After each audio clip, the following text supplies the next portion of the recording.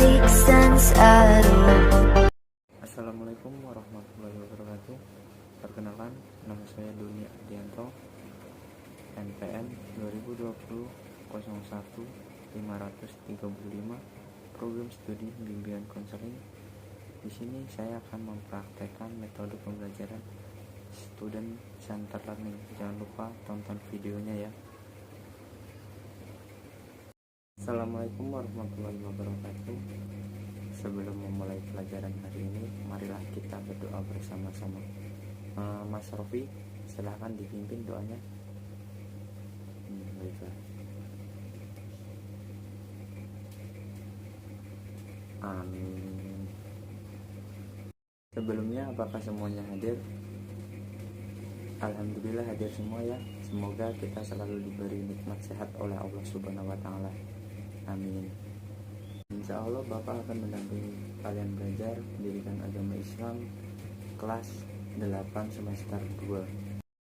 Baiklah, tujuan dari pembelajaran hari ini yang pertama, kalian harus mengetahui, memahami, dan mengamalkan dalam kehidupan sehari-hari. Jadi tema hari ini adalah mendekatkan diri kepada Allah melalui Asmaul Husna. Sebelum pembelajaran dimulai, Bapak ingin tanya dulu, siapa yang tahu pengertian dari iman? Betul sekali. Jadi, pengertian dari iman yaitu meyakini dengan sepenuh hati bahwa Allah Subhanahu wa Ta'ala adalah Tuhan yang wajib disembah. Bapak akan sedikit menjelaskan pengertian tentang iman. Iman dibagi menjadi dua. Yang pertama, iman menurut bahasa. Yang kedua, iman menurut istilah. Kita bahas yang iman menurut bahasa, yang artinya percaya atau diartikan dengan tasdik atau membenarkan. Sedangkan iman secara istilah diucapkan dalam lisan, diyakini oleh hati, dan diamalkan oleh anggota tubuh. Contoh dengan mengamalkan anggota tubuh seperti halnya sholat, zakat, dan membaca Al-Quran, itu pergerakan ya. Jadi mengamalkan dengan anggota tubuh. Apakah ada yang tahu kesimpulan dari iman kepada Allah itu apa? Ini kesimpulannya bisa dilihat di depannya, di proyektor, bahwa beriman kepada Allah membenarkan dengan hati bahwa Allah Subhanahu wa Ta'ala memiliki banyak sifat keagungan dan kesempurnaan, kemudian diakui dengan banyak lisan dan dibuktikan dengan amalan di dunia nyata. Sekarang Bapak mau tanya, apakah kalian yakin bahwa Allah itu ada? Yakin. Coba sebutkan apa yang membuat kalian yakin bahwa Allah itu ada. Pintar. Jadi kita yakin bahwa adanya Allah karena ada ciptaannya seperti bulan, bintang, matahari, dan adanya kita juga karena ciptaannya Allah Subhanahu wa Ta'ala.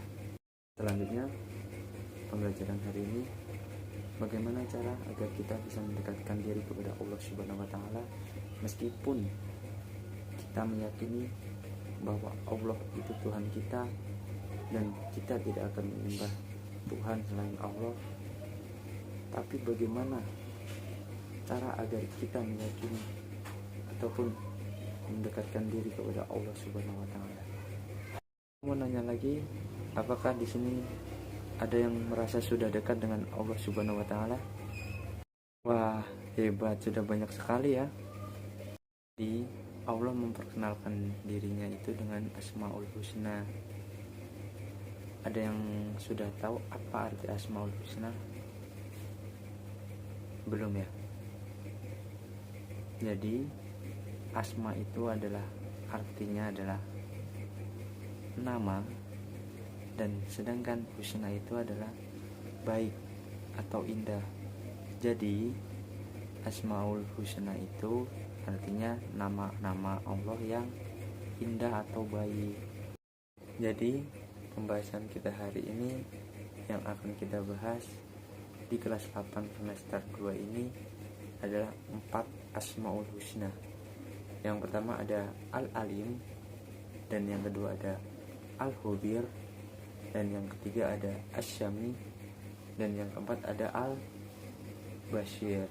Benar sekali. Jadi kalian sudah menguasai 4 Asmaul Husna yang akan kita bahas hari ini.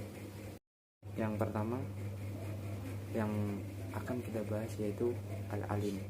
Ada yang sudah tahu apa arti Al-Alim? Belum ya? Arti Al-Alim adalah Allah Maha Tahu. Jadi Allah itu mengetahui segalanya. Artinya pengetahuannya Allah itu tidak terbatas. Kalau kita sebagai manusia pintar, kalau kita sebagai manusia pengetahuannya terbatas. Yang kedua yaitu ada Al-Khabir. Ada yang sudah tahu apa arti dari Al-Khabir? Pintar sekali. Jadi arti dari Al-Khabir adalah Allah Maha Teliti. Coba lihat ciptaan Allah semuanya teratur, tidak ada yang terlewat dan tersusun rapih ataupun indah. Ya, ada Asy-Syami. Apa sih Asy-Syami? Apa sih arti dari Asy-Syami? Nah, Asy-Syami yang berarti adalah Allah Maha Mendengar. Apa yang harus kita teladani atau meladani dari kata Asy-Syami? Contohnya, kita itu harus menjadi pendengar yang baik ketika guru sedang menerangkan materi. Kita harus mendengarkan dengan baik dan memilah ataupun memilih informasi yang telah kita dengarkan. Ataupun yang keempat akan meneladani sifat Allah yaitu Al-Basyir. Ada yang tahu apa arti dari Al-Basyir? Pintar sekali. Arti dari Al-Basyir yaitu Allah Maha Melihat. Contoh perilakunya seperti ketika melihat fenomena alam, lebih baik kita merenungkannya. Contoh lain seperti ilmuwan yang melihat buah jatuh ke tanah. Nah, dari situ timbullah teori gravitasi bumi. Kita harus begitu juga ya. Jangan biarkan semua berlarut begitu saja. Kita harus merenungi juga fenomena-fenomena yang ada di dunia ini. Jika kita melihat fenomena-fenomena alam seperti matahari, bulan, dan juga meteor, harus kita selalu renungkan dan pikirkan seperti bagaimana kokohnya gunung dan sebagainya. Pembahasan terakhir yang akan kita bahas yaitu fungsi beriman kepada Allah. Apa sih fungsi beriman kepada Allah itu? Fungsi beriman kepada Allah yaitu yang pertama, hati kita akan merasakan tenang. Ketika kita beriman kepada Allah, hati kita akan merasakan sangat tenang. Yang kedua, kita bukan golongan yang merugi. Dan yang ketiga, kita akan mendapatkan pertolongan dari Allah Subhanahu wa Ta'ala. Simbolannya hari ini kita harus meyakini Asmaul Husna Allah, tentunya bukan hanya dengan menghafal, tapi kita harus memahami, merenungi dan mengaplikasikan dalam kehidupan sehari-hari dengan cara melaksanakan perintahnya dan menjauhi larangannya. Dan yang dimaksud dengan siapa yang menjaganya sehingga seseorang bisa masuk surga yaitu yang pertama, bisa menghafal dan menguasai Asmaul Husna.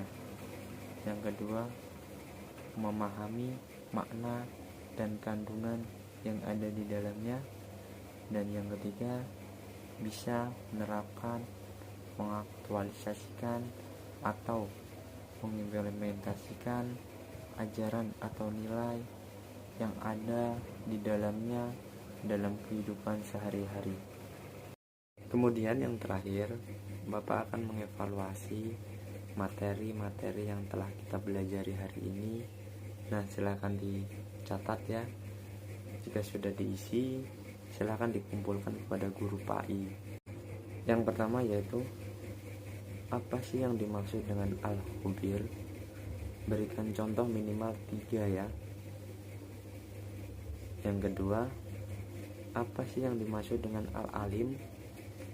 Sama dengan yang nomor 1 ya, berikan contoh 3. Yang nomor 3, apa sih pengertian dari al-bashir? Sertakan contoh minimal 4. Dan yang terakhir, apa sih yang dimaksud dengan asyami? Sertakan contoh minimal 5. Mungkin itu yang bisa Bapak sampaikan. Mudah-mudahan kalian bisa teliti menjawab soal yang telah Bapak berikan, dan semoga apa yang kita pelajari hari ini beberapa menit ke belakang bisa kalian pahami dan bisa kalian amalkan.